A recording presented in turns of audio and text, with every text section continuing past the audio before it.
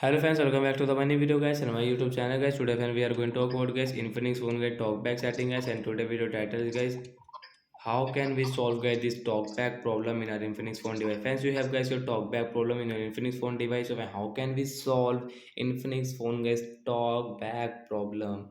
So don't worry guys, today friends I will tell you then guys you can solve guys your talkback just a minute. Friends, first of all you will have to use guys your two finger. So guys, ready? So friends, use your two fingers, and friends you will have to click on guys your phone setting, one tap, wait guys, double tap, continue. Okay friends, then guys again guys use your two finger, any two finger guys you can use. So friends, I will use get these two finger, then guys, I am comfortable with this two finger. So guys, you will have to click on guys your special function guys, one tap, and guys wait guys, two tap, continue, two tap. Friends, again click on accessibility, wait, two tap, continue guys.